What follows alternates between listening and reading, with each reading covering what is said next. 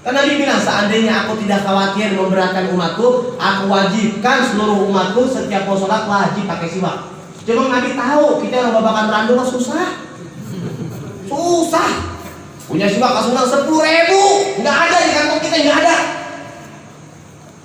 Rokok ada. Ada atau enggak? Berapa duit rokok?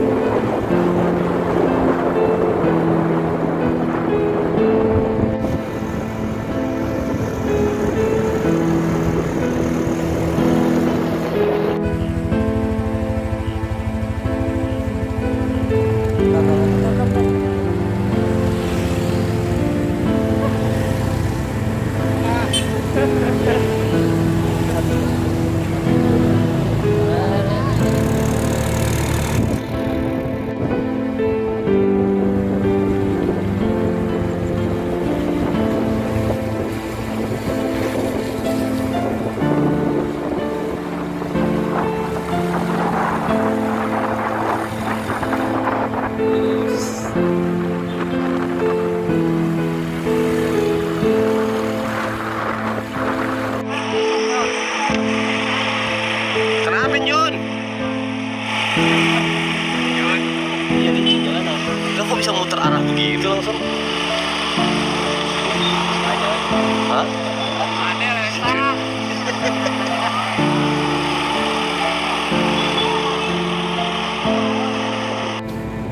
Hai.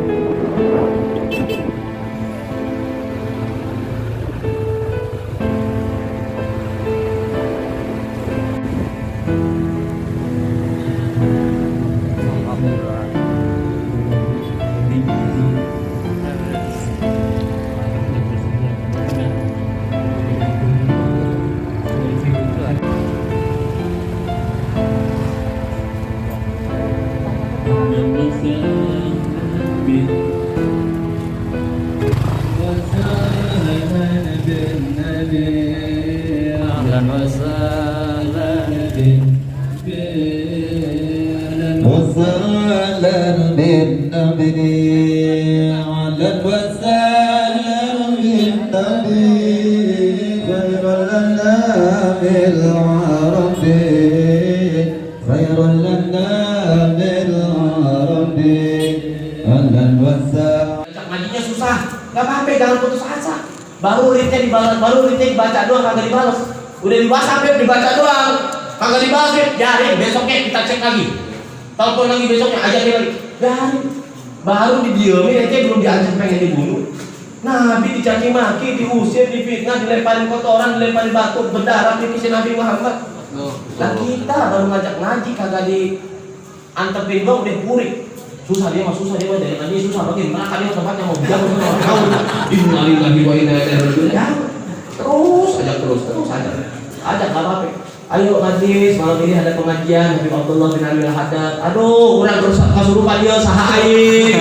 Besoknya ajak lagi. Ayo ngaji bro. Aduh ulah orang pingsan ieu. Masyaallah. Terus aja terus, jangan putus asa. Saling rangkul. Jangan saling rukun. Terus ajak terus teman-teman kita, ayo sama-sama dakwah bukan cuma punya Habib. Dakwah bukan cuma buat kiai, dakwah bukan cuma buat ustaz. Dakwah nggak mesti kalian duduk di tempat ini berdiri pakai gamis, pakai sorban, berbicara megawik di hadapan halayak ramai. Enggak, tapi dakwahlah dengan pakaian, dakwahlah dengan ucapan, dakwahlah dengan kelakuan, dakwahlah dengan akhlak, dakwahlah dengan tulisan. Bantu syiarnya Sayyidina Muhammad. Allah. Jangan sampai hijab kita sama Nabi makin jauh. Udah nggak hidup di zamannya Nabi, nggak ngidupin syariatnya Nabi, nggak tahu bagaimana sunnah-sunnahnya Nabi, dan kita cuek aja sama majlis-majlisnya Nabi Muhammad. Allah. Makanya alhamdulillah ada majlis-majlis seperti itu, alhamdulillah hadirin bikin berkah. Kita aja nggak sadar. Kalian bisa sampai ke tempat ini demi Allah, bukan karena kedua kaki kalian, bukan karena kendaraan kalian, bukan karena undangan dari Ustaz Asep, bukan. Tapi Allah udah pilih kita, Allah pengen bagi-bagi kebaikan buat kita. Makanya mintanya yang sungguh-sungguh apa mintanya?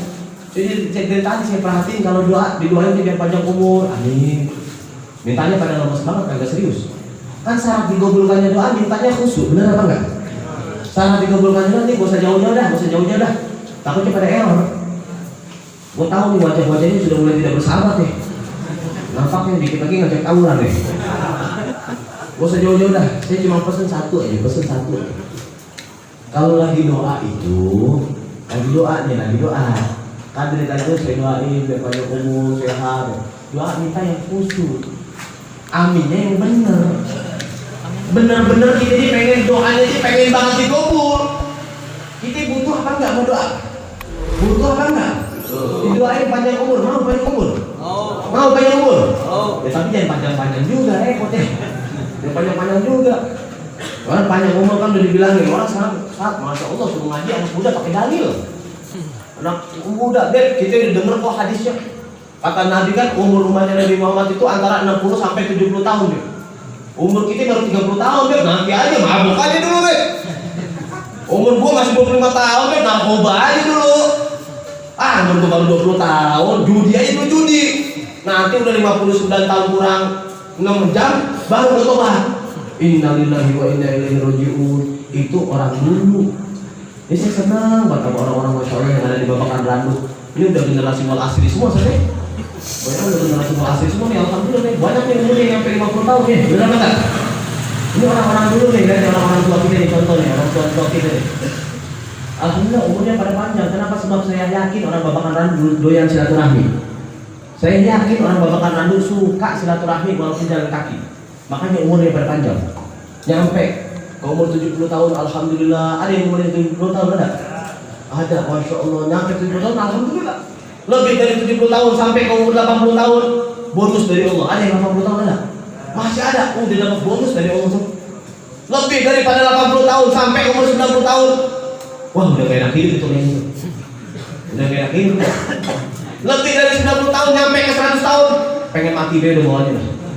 Nah, gak ada temen kongko lagi, mau kongko apa siapa ya? Ya umurnya pada panjang, kenapa? Sebab doyan silaturahmi.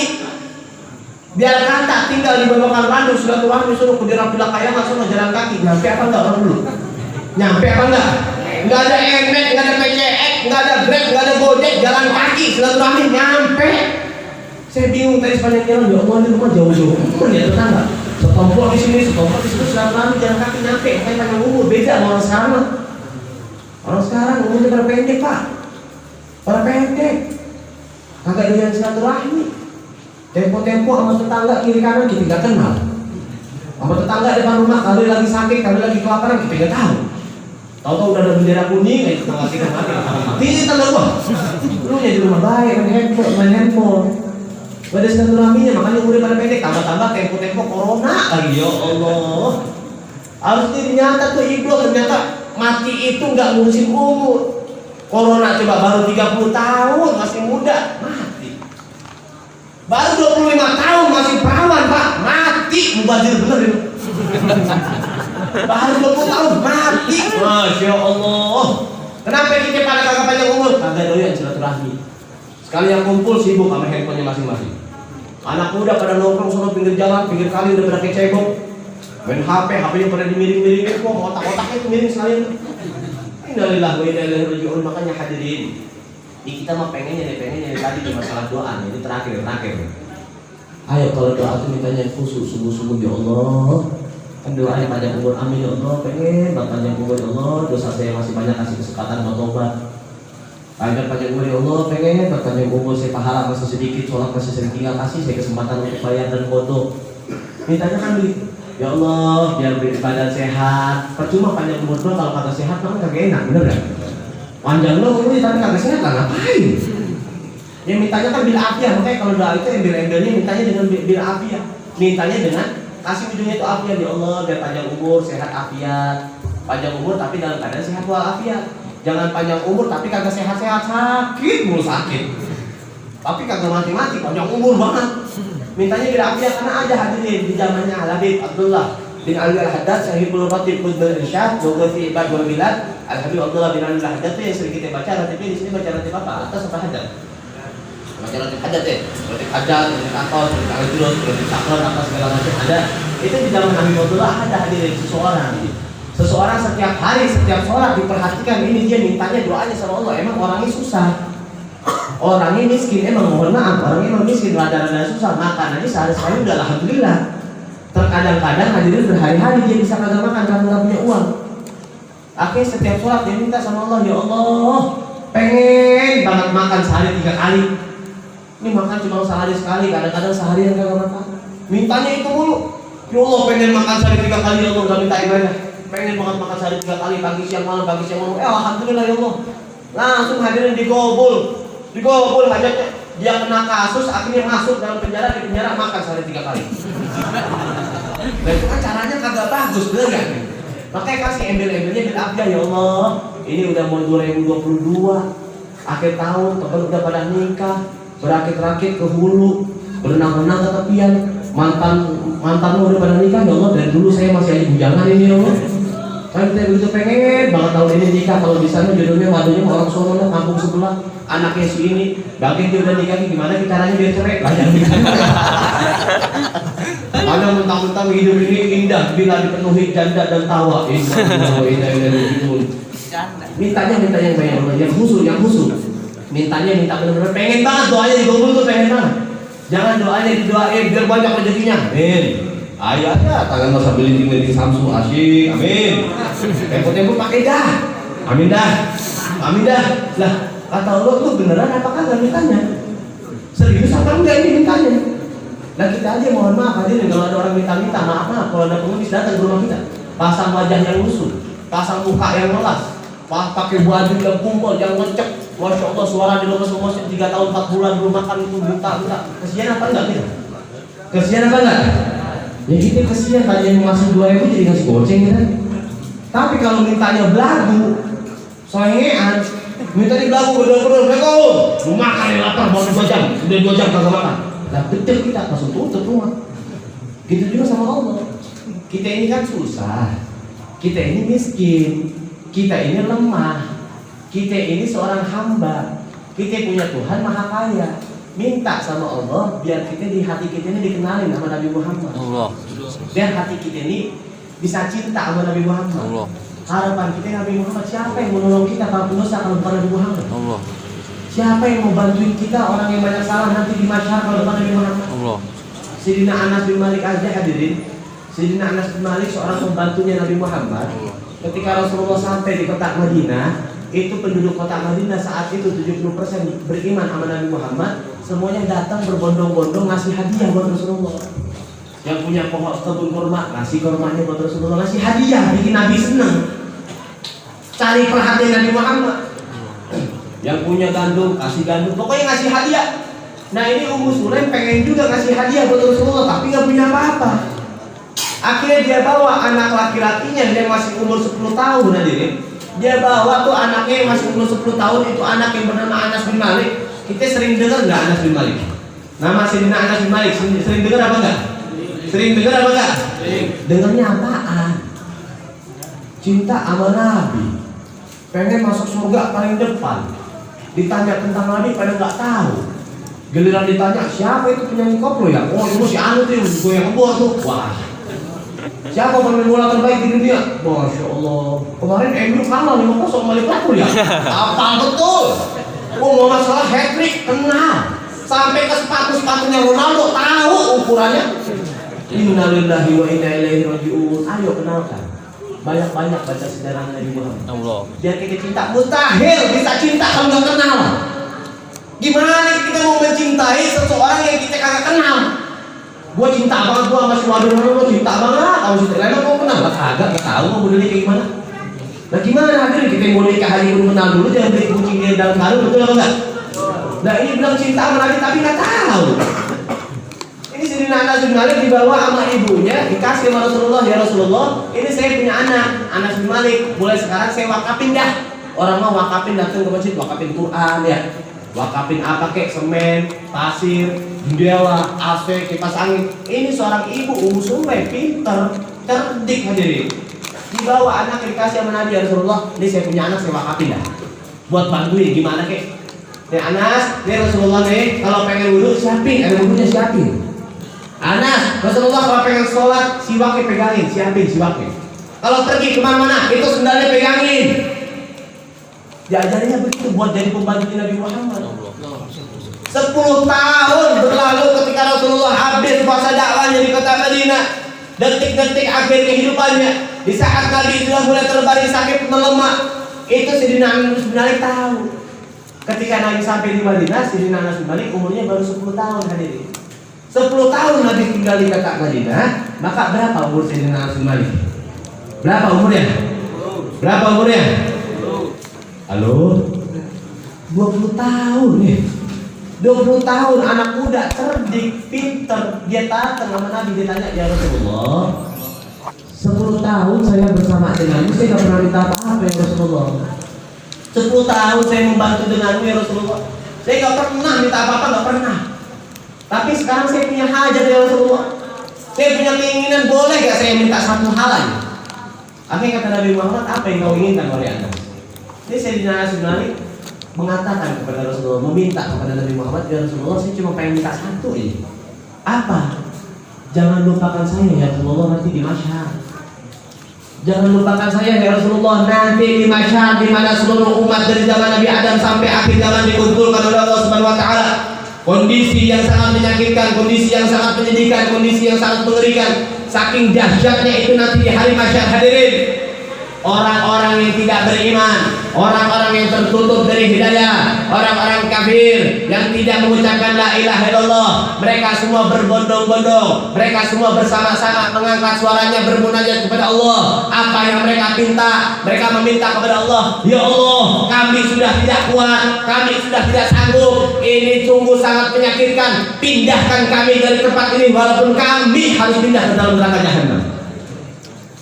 Dia nggak tahu di neraka jahanam lebih parah. Itu kok baru di masyarakat doang, baru suruh ditumblekin doang gitu.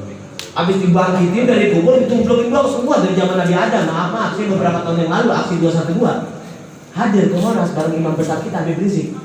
Itu yang hadir di Jakarta di Monas berapa orang? Tahu apa enggak? Ada yang datang apa enggak? Datang. Itu yang hadir berapa orang yang hadir? 10 juta orang. Ada yang bilang 15 juta orang. Itu baru 15 juta manusia yang hadir di Monas. Sedangkan di Indonesia ada 200 sekian juta hadirin. Baru 15 juta orang yang hadir di Monas. Saya nyari satu orang gak ketemu pisan. Nyari satu orang gak ketemu pisan. Gimana nanti di masyarakat? Semua kumpul semua dari zaman Nabi Adam. Semua dari Nabi Adam, Nabi Ibrahim, semua Fir'aun, Nabi Jahal ada semua nanti disuruh. Kumpul sampai umat akhir zaman. Bukan kita kumpul sebabakan randuk doang, bukan. Bukan kumpul sekecamatan Sukamakmur doang, bukan. Bukan yang kumpul orang Bogor doang, bukan. Ini orang Indonesia, bukan, seluruh dunia dikumpulin sama Allah. Didiemin di satu tempat. Kondisi yang sangat menyakitkan, kondisi yang sangat panas, kondisi yang sangat mengerikan. Bahkan saking panasnya hadirin, berapa banyak nanti umat di saat hari tersebut mereka tenggelam dengan keringatnya sendiri. Sayyidina Anas bin Malik kan takut.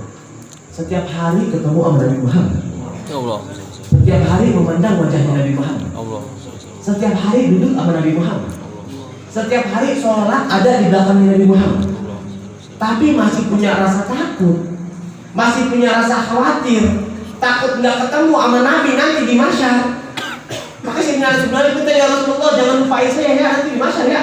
Di saat semua orang, anak lari dari orang tuanya, orang tua lari dari anaknya, istri lari dari suaminya, semuanya ingin menyelamatkan dirinya satu persatu, ingin menyelamatkan dirinya masing-masing. Cuma Nabi Muhammad yang rela menunggu daripada seluruh umatnya. Ditungguin sama Nabi. Akhirnya ditanya, apa Sayyidina Anas balik? Rasulullah menjawab, tenang Anas, saya tidak akan melupakan umat, saya tidak akan melupakan kamu. Maka Sayyidina Anas balik bertanya, ya Rasulullah, kira-kira nanti di masyarakat saya bisa menemukan kau ada di mana ya Rasulullah? Kan itu kan luas benar, bude benar, banyak benar, manusia triliunan. Kira-kira nanti saya pengen nyarinya kemana ya Rasulullah? Apa kata Nabi Muhammad? Wahai Anas, ambil kabar, sesungguhnya nanti di masyarakat, disitulah syafaat saya akan berlaku. Saya tidak akan masuk surga terlebih dahulu sebelum saya bisa menyelamatkan umat saya agar sama-sama bisa masuk ke dalam surga. Kasih sayangnya Nabi Muhammad. Cari saya di 3 tempat, saya bakal tungguin. Saya tungguin. Di mana Rasulullah? Cari saya di 3 tempat, kata Rasulullah. Cari. Nanti saya bakal menunggu umat saya di Mizan, bakal menunggu umat saya di Sirat, dan bakal menunggu umat saya di Telaga Khut. Tuh, kalau nanti kita bangkit di masyar di hari kiamat, Pak. Sekarang memang cuma cerita memang dongeng kali, ngahayal. Hadirin, mereka yang telah wafat, mereka yang saat ini terbujur kaku di kuburan, mereka pernah hidup juga kayak kita. Mereka pernah datang juga maulid kayak kita. Pernah sama-sama kongko bareng-bareng juga pernah. Kita mah udah lahir, kita mah baru. Mereka yang di kuburan juga pernah hidup juga kayak kita. Pernah bikin maulid juga, atau mungkin bahkan lebih meriah dari kita. Tapi saat ini habislah sudah masanya. Saat ini habislah sudah waktunya. Barangkali ini tahun terakhir kita merayakan maulid. Barangkali. Siapa yang bisa jamin? Kalau 1 menit yang sudah lewat dari umur kita nggak bisa balik lagi, 1 jam yang akan datang, 1 hari esok, 1 minggu nanti, 1 bulan ke depan, hanya sekedar mimpi dan angan-angan, bukan jaminan menjadi milik kita, bukan jaminan. Siapa sekarang di antara kita yang bisa jamin? Semua yang hadir saya ingin tanya. Siapa sekarang di antara kita, ayo yang bisa jamin? Pulang dari tempat ini ke rumah masing-masing masih dalam keadaan sehat walafiat. Siapa yang bisa jamin? Siapa yang bisa jamin besok pagi masih bisa kita melihat mentari di pagi hari? Masih bisa nyarap buruk sama bala jengkol? Tak ada yang bisa jamin. Barangkali ini malam terakhir kita. Wallahu a'lam. Kalau malam ini kita sama-sama kumpul di Masjid Riyadul Jannah untuk merayakan memperingati maulidnya Sayyidina Muhammad, barangkali ini nanti orang-orang pada kumpulnya di rumah kita karena untuk mengadakan tahlil atas kematian kita. Wallahu a'lam. Sekarang mungkin hanya cerita, tapi akan datang hadirin. Di saat malaikat Israil memisahkan ruh dan jasad kita, akan datang kita berpisah dengan apa yang kita cinta. Akan datang masanya, maka minta, ya Allah, jadikan kami semua husnul khotimah. Amin. Amin ya Allah ya Rabbal Alamin. Ayo perbanyak pengenalannya sama Nabi Muhammad biar kita kenal dan kita cinta. Hadirin, ini dalam maulid tiba dikatakan, dalam maulid tiba dikatakan, dalam maulid sentuh turun dikatakan, dalam maulid burdah dikatakan. Apa kata Habib Ali Habsyi? Kamulat mahasinuhu falau ahdasana lil badri idza tamamihi falam yusafi. Wa ala tafanuni wasifihi biwasfihi yafna zaman wa fihi walam yusafi. Kita kalau mau cerita tentang Nabi Muhammad, nggak bakal cukup waktunya, nggak bakal cukup. Fa inna fadla Rasulullah laisa lahu ahadun. Nggak ada satupun orang, siapapun habibnya, siapapun kiainya, siapapun ustadznya, sehebat apapun tutur katanya, demi Allah nggak bakal bisa mereka menggambarkan tentang kesempurnaan Sayyidina Muhammad secara sempurna. Seandainya air yang ada di lautan mau kita jadikan sebagai tinta, seandainya ranting yang ada di pepohonan seluruh dunia ini kita mau jadikan sebagai pena, hanya untuk menulis tentang kemuliaan Nabi Muhammad, hanya untuk menulis tentang kecintaan Nabi Muhammad kepada kita sebagai umat, hanya untuk menulis tentang keindahan Nabi Muhammad, demi Allah itu nggak bakal cukup, nggak bakal cukup. Jangankan lagi sampai nanti pagi kita duduk di sini terus ceritain tentang Nabi, alisnya begini, bagaikan busur panah, hidungnya mancung, bagaikan huruf alif apa? Jadi para ulama menggambarkan hidungnya Nabi itu mancung, saking mancungnya di ujungnya itu seakan-akan memancarkan cahaya. Kalau ibarat digambarkan bagaikan huruf alif, beda sama kita kan hidungnya kayak huruf ba, huruf kho, huruf ro, huruf bo, macam-macam. Nabi sempurna mancungnya, kulitnya putih, saking putihnya Nabi kalau tertawa itu pipinya agak kemerah-merahan. Bahkan dikatakan dalam maulid tiba, wa idza aqbala lailan faqala nas minuri kiamat tuhri. Nabi saking cerah wajahnya, Nabi saking indah wajahnya, Nabi saking tenang wajahnya. Itu Nabi kalau keluar di waktu malam.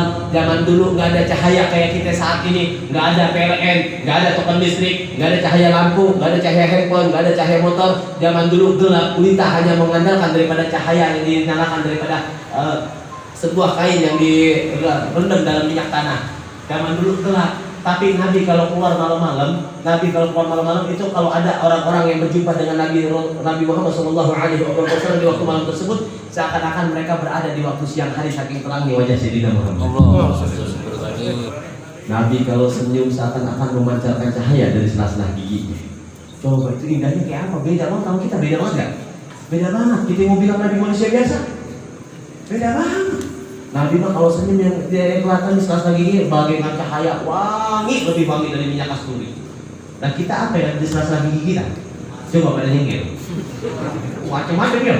Adanya seblak, oncom, combros, gajepit, paku, pacul, gerbong. Masya Allah beda jauh ya. Nabi indah jalannya, pokoknya asyik udah tentang Nabi pokoknya indah. Ayo, belal garbi ilahu bihi wa syakuri lalikaini. Kalau benar kita cinta, pasti ada keinginan kita untuk mengenali bagaimana Nabi Muhammad. Allah. Gak usah jauh-jauh, gak usah kebanyakan macam-macam dah. Rapihin sholatnya, rapihin bakti sama orang tuanya, banyakin sholawatnya pada Nabi Muhammad, selamat dunia akhirat. Sudah beres. Ayo, bukti wujud cinta kita mulai pulang ke tempat ini. Hidupin sunahnya Nabi, hidupin kalau emang cinta, hidupin. Jangan pulang ke tempat ini nanti bilang sama bininya, mama, tadi Habib ceramah di dalam jannah. Apa katanya Pak? Kata Habib mulai malam ini Papa harus hidupin sunahnya Nabi Muhammad. Apa Pak sunahnya? Punya bini 4. Masya Allah, maunya enaknya doang.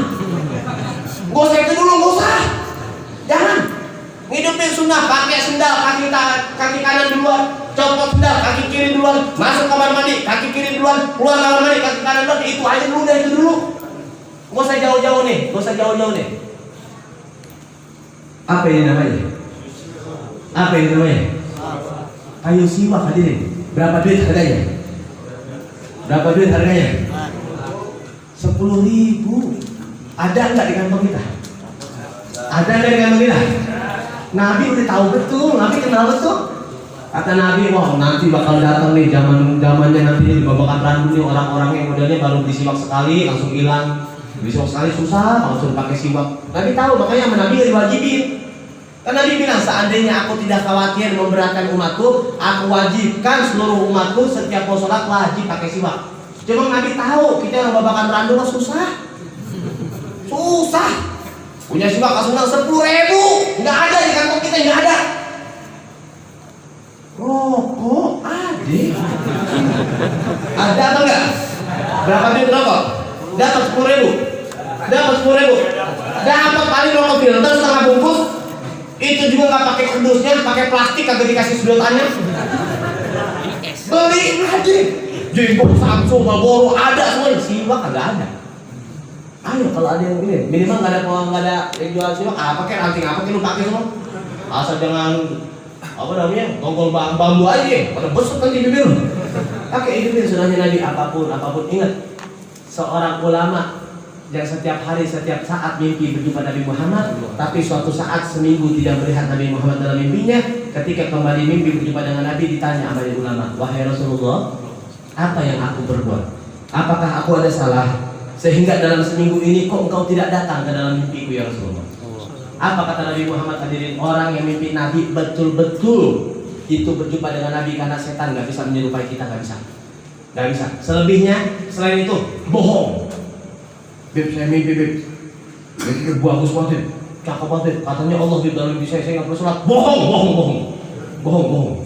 Semuanya bohong. Dan orang bohong kalau mimpi ketemu sama Nabi nggak makin tambah ketaatannya sama Nabi Muhammad, berarti yang dilihat dalam mimpinya bukan Nabi Muhammad. Orang kan sekarang banyak gitu. Saya mimpi Nabi Muhammad beb, tapi Nabi Muhammad pakai kaos oblong. Masih gitu aja. Dia mimpi ketemu sama Nabi Muhammad dalam tidurnya, tapi masih meninggalkan sholat berjamaahnya. Bohong, nggak mimpi Nabi Muhammad. Bohong. Tapi di seorang ulama ketika mimpi Rasul tanya, ya Rasulullah, udah seminggu saya tidak melihat wajahmu, udah seminggu saya tidak berjumpa denganmu dalam mimpi. Apa yang saya lakukan? Apakah ada salah ya Rasulullah? Apa kata Nabi Muhammad? Ada, salah engkau cuma satu. Kamu punya salah satu. Apa yang Rasulullah salahnya? Seminggu yang lalu kamu pakai baju tangan kiri duluan yang masuk. Masya Allah hadirin, pakai baju tangan kiri duluan yang masuk bisa menjadi hijab penghalang mata kita untuk memandang wajah yang indah Sayyidina Muhammad. Kita bukan pakai baju lagi, kadang minum aja sambil berdiri dikokop terus. Masya Allah, sunahnya Nabi kita lupain. Kan sunahnya mana itu? Minum tuh duduk, jangan minum berdiri kayak onta. Minum tuh langsung dikit-dikit apa? Pelan-pelan dulu. Bismillahirrahmanirrahim. Seruput sekali, saya contohin aja tahu dah. Sunahnya Nabi, minum sekali Bismillah. Buang nafas, Alhamdulillah. Minum lagi. Buang nafas, Alhamdulillah. Begitu. 3 kali dulu. Udah 3 kali baru langsung diabek-abek dah. Kenapa? Sebab bikin sehat. Jadi lambung kita kagak kaget, ada persiapan. Bikin sehat. Ini kadang tempo abis mancing, pulang buka-buka, nemu botol dalam kulkas, mana dingin langsung lah lambung kita kaget. Hadirin, katanya ada tsunami. Nah, bikin rusak tuh jadi bikin sakit. Hidupin sunnah Nabi yang kecil-kecil udah. Ya insya Allah mau ya, ikutin ya. Tadi ada Nabi, ayo kenalin diri kita sama Nabi Muhammad. Oh, Nabi cara duduknya begini, Nabi cara berjalannya begini, oh wajahnya Nabi Muhammad begini, akhlaknya Nabi itu begini. Oh, dia asanna khalqan wa khuluqan. Paling sempurnanya manusia baik dari segi wujud maupun dari segi lahir batinnya Nabi Muhammad uswatun hasanah. Sebaik-baiknya idola. Kalau ketampanan para artis, kecantikan para artis yang membuat Anda mengidolakan mereka, ambil kabar Nabi Muhammad lebih tampan, lebih indah dari siapapun, lebih indah dari apapun, bahkan lebih indah daripada bulan purnama yang bersinar di malam yang terang. Nabi Muhammad lebih indah. Ayo, apapun profesinya, jadikan Nabi Muhammad sebagai idola. Apapun profesinya, jadikan Nabi Muhammad sebagai idola. Terserah. Kalian mau suka musik, Kalian mau suka olahraga. Kalian yang suka motor, silahkan bermotor, bikin perkumpulan, geng motor syariah. Kawal tuh Habib Abdullah, kawal tuh Ustaz Asep. Hati-hati, banyak orang gila bawa pisau lagi sekarang. Hati-hati, kawal, bikin perkumpulan. Ayo silahkan, apapun profesinya, jadikan Nabi Muhammad sebagai idola. Jangan malu-malu, jangan tanggung-tanggung. Katakan sama mereka, bilang sama mereka pemuda-pemuda di luar sana, hei, musik dangdut kalian, musik reggae kalian, musik koplo kalian, musik metal kalian, musik TikTok kalian tidak seindah lantunan selawatan kami kepada Sayyidina Muhammad. Itu semua anak muda jangan rebahan mulu. Semangat tuh anak muda, semangat. Ayo kita hidupin panggung-panggungnya Sayyidina Muhammad. Kita hidupkan, kibarkan benderanya Sayyidina Muhammad. Harus begitu. Kalau bukan anak muda siapa lagi sih? Maklum. Kalau orang tua hadir pengajian, maklum, biasa udah. Biasa, normal, wajar. Udah inget umur, dia nggak tahu diri. Dan mau ngapain lagi ya? Lah orang tua udah 70 tahun, 60 tahun, masih kagak mau hadir ngaji, masih kagak mau sholat, mau ngapain lagi? Mau main gaple udah kagak kuat duduk, mau mancing mata udah kagak kurang lihat, ngapain lagi? Tapi kalau anak muda yang hadir pengajian, anak muda yang menghidupkan sholat berjamaah, itu baru pemuda yang dicintai oleh Sayyidina Muhammad. Semoga Allah jadikan kita semua pemuda-pemudi, anak-anak yang solihin dan solehat, anak-anak yang berbakti dan taat, bisa mengangkat derajat kedua orang tuanya dunia dan akhirat. Jika tidak ada satupun di antara kita yang hadir, Allah angkat kita dari tempat ini, melainkan benar-benar yang kita harapkan. Allah berikan kita kekuatan untuk menjalankan taat. Allah berikan kita kekuatan untuk menjauhi maksiat.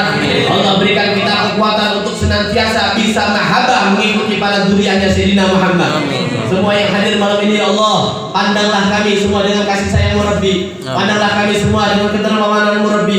Di antara kami hadir para pendosa, ampuni seluruh dosanya ya Allah. Seluruh apapun masa lalu kami, segelap apapun masa lalu kami, segelap apapun masa lalu kami Allah, terangi hati kami yang gelap, yang penuh dengan berbagai macam penyakit dengki, iri, suudzon, hasad, hasud. Terangi hati kami dengan cahayanya Sayyidina Muhammad. Lihatlah kami semua yang hadir malam ini ya Allah, kumpulkan kami bersama Nabi Muhammad kelak nanti di yaumul qiyamah. Kumpulkan kami bersama Nabi Muhammad sebagaimana Engkau kumpulkan kami malam ini ya Allah. Jadikanlah kampung ini terang benderang dengan cahaya Sayyidina Muhammad. Jadilah kami istiqomah untuk membawa la ilaha illallah, dan jangan biarkan jasad keluar dari ruh, jangan biarkan ruh keluar dari jasad kami, melainkan kami mendapatkan husnul khatimah, melainkan diiringi dengan kalimat la ilaha illallah. Semua yang sakit angkat penyakitnya ya Allah. Jauhkan kami dari berbagai macam bala, musibah, bencana, wabah, corona yang sedang melanda negeri kami tercinta. Berikan kami kekuatan untuk selalu senantiasa bisa berbakti kepada kedua orang tua kami ya Allah. Maafkan kami yang lemah dalam taat, kami yang lemah dalam menjauhi maksiat, kami yang lemah dalam bakti kepada orang tua. Bahagiakanlah kedua orang tua kami, ayah ibunda kami, baik yang masih hidup maupun yang telah wafat. Bahagiakanlah dengan berkat Sayyidina Muhammad. Ya Rabbi bil Mustafa, baligh maqasidana waghfir lana ma madaya wasi'al karami. Wa sallallahu ala sayyidina Muhammadin nabiyil ummi wa ala alihi wa sahbihi wa baraka wasallam. Walhamdulillahi rabbil alamin. Hadirin jamaah rahimakumullah, saya mohon maaf atas segala kekurangan, atas segala kesalahan, baik ucapan maupun kelakuan, dan juga atas datangnya saya terlambat. Saya mohon maaf. Mudah-mudahan kita semua juga dimaafkan oleh Allah Subhanahu wa taala. Amin. Semuanya dalam keadaan ridho, sehingga kita pulang membawa hati yang tenang, membawa hati yang terang, mendapatkan kebahagiaan dunia dan akhirat. Amin. Terima kasih atas segala perhatiannya. Mohon maaf atas segala kesalahan dan kekhilafan. Akhir kalam hadam ini. Wassalamualaikum warahmatullahi wabarakatuh. Waalaikumsalam warahmatullahi wabarakatuh.